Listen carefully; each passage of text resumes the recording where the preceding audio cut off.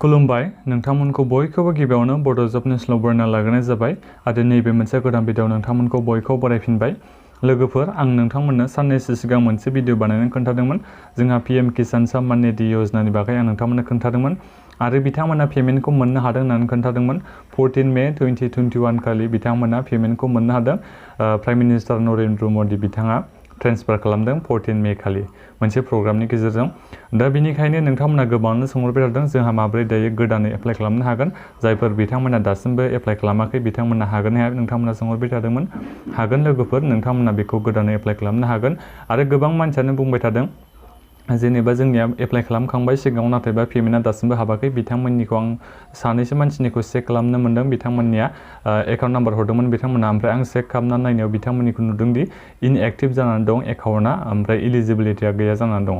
दा बेखौ बिथांमोना माबोरै सल्भ खालामनो हागोन ओमफ्राय माबोरै अनलाइन एप्लाइ खालामनो हागोन आं बेखौ नोंथांमोननो बे भिडिअनि गेजेरजों खोन्थागासिनो दङ। दा बिनिखायनो नोंथांमोना भिडिअखौ जोबजासिम फुरायै स्टेप बाय स्टेप नायबानो जाबाय। आं बे मोननै खामानिखौ नोंथांमोननो खामानिखौ मावनानै खोन्थागोन। दा बिनिखायनो भिडिअखौ जागायनायनि सिगां मोनसे नोंथांमोना खामानिखौ मावदो, चेनेलखौ साबस्क्राइब खालामना लाबानो जाबाय जाहाथे नोंथांमोना बेबादिनो गभर्नमेन्टनि स्किमजों लोगोसे साख्रिनि आपडेटखौबो मोनबाय थानो हायो, आसाम गभर्नमेन्टनियानो जा सेन्ट्रेल गभर्नमेन्टनियानो जा मानो।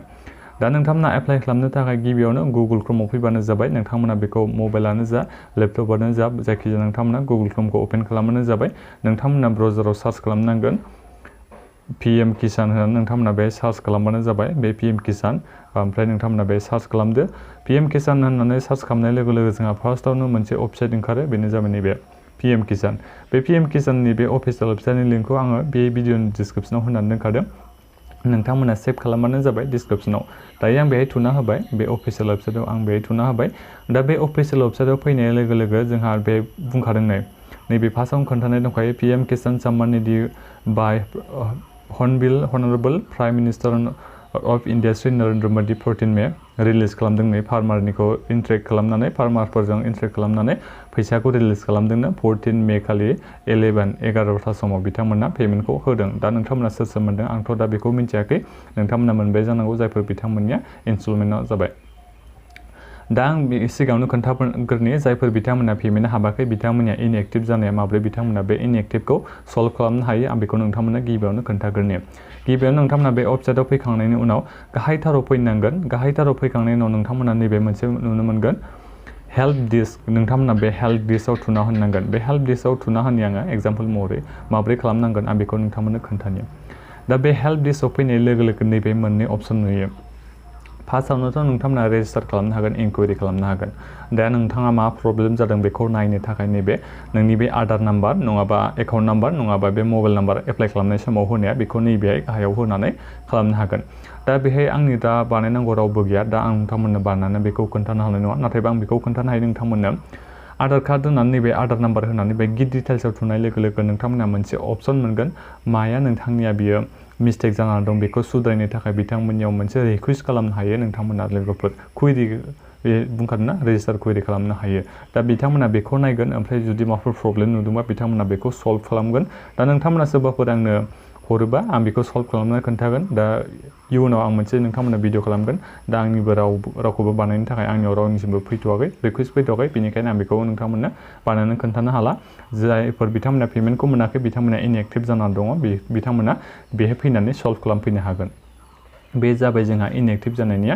दायो आं नोंथांमोननो खोन्थानोसै माबोरै जोङो एप्लाइ अनलाइनखौ खालामनो हागोन। दायो आं बेहाय बेक फैफिनबाय। नेटआ एसे स्ल' जादों माथो। बेहाय फैफिननानै नोंथांमोना आरो लोगोफोर मोनसे खोथाबाव आं बेखौ नोंथांमोननो खोन्थाबावनो सानो। नैबे बेनिफिसियारि स्टेटास बेहाय थांनानै नोंथांमोना पेमेन्टखौ नायनो हायो, हाबगोन हाबाखै माया मिस्टेक जाना दं बेहाय थुना होबानो जाबाय नोंथांमोना। आं बेखौबो नोंथांमोननो खोन्थागोरखानि। बेहाय थुना होनाय लोगो लोगो अपसन फैखागोन, र' नोंथांमोना बेखौ नायबानो जाबाय। एसे नेटआ स्ल' सोलिगासिनो। बेहाय बेबायदि फैगोन लोगोफोरनि बेबायदि फैगोन ना, बेहाय आधार नाम्बार, बेहाय आधार नाम्बारखौ एप्लाइ खालामनाय समाव आधार नाम्बारखौ होनानै गिट डाटायाव थुबा नोंथांमोना नुगोन दि नोंनि बे एप्लाइ खालामनाय समनिफ्राय बेसेबां नोंनियाव बे एकाउन्टआव फैसा हाबगो बेखौ नोंथांमोना नायनो हागोन। ओमफ्राय मबाइल नाम्बार होनानैबो नोंथांमोना बेखौ चेक खालामनो हागोन। जेब्ला एप्लाइ खालामदोंमोन बेनि मबाइल नाम्बारखौ बेक होनानैबो चेक खालामनो हागोन। नोंनि बे गासिबो डाटाखौनो मिथिनो मोनगोन आरो जेनेबा नोंनिया माया मिस्टेक जाना दं आरो फैसाया बेसेबां हाबगोन ना हाबाखै बेफोरखौ नोंथांमोना बेहाय फैनानै नायफैनो हागोन। बे जाबाय मोनसे आदबा। दायो आं खोन्थानोसै नोंथांमोना माबोरै एप्लाइ अनलाइन खालामनो हागोन जायफोर बिथांमोना दायो गोदान बिथांमोना। नैबेनो आं नोंथांमोननो एसे खोन्थाखादों सिगाङावनो निउ फार्मार रेजिस्ट्रेसन नोंथांमोना बेहाय थुननांगोन एप्लाइ अनलाइन खालामनो थाखाय। दा बेहाय फैनाय लोगो लोगो गिबियावनो नोंथांमोना मा होनांगोननो नोंनि बे आधार नाम्बारखौ होनो नांगोन, बिनिफ्राय आधार नाम्बारजों लोगोसे नैबे केपचा कड होनाय दं बेखौ होनांगोन, ओमफ्राय नैबे सेलेक्ट स्टेट बेहाय नोंथांमोना थुना होनांगोन। आं दायो बेहाय स्टेटखौ सेलेक्ट खालामगोनसै। दानिया आङो आधार नाम्बारखौ दायो आं बेहाय नै आंनि बेहाय आधार नाम्बारखौ होबाय एप्लाइ खालामनो थाखाय, गोदान आधार नाम्बार एप्लाइ खालामाखै नालाय आं खेनसेबो। बिनिफ्राय आंनि बिथिं दाना केपचा कडखौ नैबे होननांगौ, इमेज नैबे नुनायखौ नोंथांमोना बे होबानो जाबाय। ZDNZDNQC6 दा बे जाबाय गोदान एप्लाइ खालामनो सानदों आङो दा। बिनिफ्राय नैबे सार्चआव नोंथांमोना होनांगोन, बे स्टेटखौ सेलेक्ट खालामनानै आसाम होबाय, सार्चआव नोंथांमोना थुना होबानो जाबाय। दा बेहाय बुंदों लोगोफोर नै सामथिं वेन्ट रं जालायबाय लोगो बेबादि साननै सानथाम जागासिनो आं दहाय बानायनायाव बेबादि देखायासैमोनलाय लोगोफोर, मानो बेबादि जाबाय थादों आं बेखौ दा हमनो हायाखै। नोंथांमोना चेक खालामना नायबानो जाबाय, नोंथांमोननो जानो हागौ दसेनो बेबादि जायो, दसेनो वेबसाइटआ जाबाय थायो, सार्भारा गोबां रोखोमनि डाउन माबा जागासिनो दं, बेहाय प्रब्लेम जागासिनो दं। दा नोंथांमोननो खोन्थानो साननायाव नै दा गैलालाय, दसेनो बन्द जालायबाय, नै वेबसाइटआनो सार्भारानो डाउन जालायबाय। दा बेबादिनो डाउन जागासिनो दं लोगोफोर, बेनिखायनो आं बेखौ नोंथांमोननो रिकुवेस्ट खालामनो सानो नोंथांमोना ट्राइ खालामबानो जाबाय एप्लाइ खालामनो सानदोंबा मबाइलजोंनो, जुदि नोंथांमोना जायोबा अब्ला नोंथांमोना एप्लाइ खालामबानो जाबाय। सानसेयाव नोंथांमोना खेननै ट्राइ खालामबानो जाबाय, अब्लानो जागोन। दहाय भिडिअ खालामनायनि सिगां सेभ खालामबाय जादोंमोन, आरो दा नै सार्भारानो डाउन जालायबाय। बेबादिनो प्रब्लेम जागासिनो दं दासान्दि। दा बेनिखायनो नोंथांमोना एसे मेनेज खालामनानै बानायनो नाजाबानो जाबाय, ट्राइ खालामबाय थानानै। दा आं नोंथांमोननो स्टेप बाय स्टेप खोन्थानो सानलायदोंमोन, दा नै बन्द जालायबाय। लोगोफोर आं बेखौनो होनबाबो नोंथांमोननो खोन्थानो सानो, आं सिगाङाव मोनसे भिडिअ खालामखादोंमोन बे PM किसान सम्मान निधि योजनाखौ माबोरै अनलाइन एप्लाइ खालामनो हायो होननानै आं मोनसे भिडिअ खालामखादों सिगाङावनो, नोंथांमोना बेखौ नायहैबानो जाबाय, स्टेप बाय स्टेप आं बेखौ खोन्थानाय दंखायो।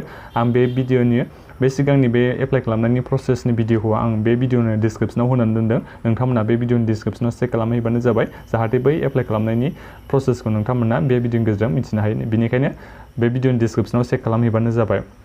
प्रब्लेम जाबाय थादों नै, दहायसो आं खालामनायाव अपेन जादोंमोन बे वेबसाइटआ, सार्भारानो जोबोद डाउन जाबाय थादों, बेहाय सामथिं वेन्ट रं जालायबाय नै।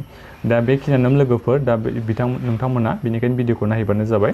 दा नोंथांमोना माबाफोर सोंनांगौ दङबा बे भिडिअखौ नायनानै भिडिअनि कमेन्ट बक्सआव कमेन्ट खालामबानो जाबाय, WhatsApp ग्रुपआव जइन जानानै नोंथांमोना SMS खालामहरनांगोन। दा बेखिनियानो, बेहाय माबाफोर आपडेट मोनोबा आरो आं नोंथांमोननो खोन्थाहरबावगोन बे गभर्नमेन्ट स्किमनि बागै। ओमफ्राय नोंथांमोना बेबायदिनो आपडेटखौ मोननो थाखाय चेनेलखौ साबस्क्राइब खालामना लाबानो जाबाय। साख्रिनि आपडेटखौबो मोनखाबाय थागोन नोंथांमोना, बेजों लोगोसे गभर्नमेन्टनि स्किम स्कलारशिप बेफोरनि गासिबो आपडेटखौ मोनबाय थानो हागोन। गोजोन्थों लोगोफोर।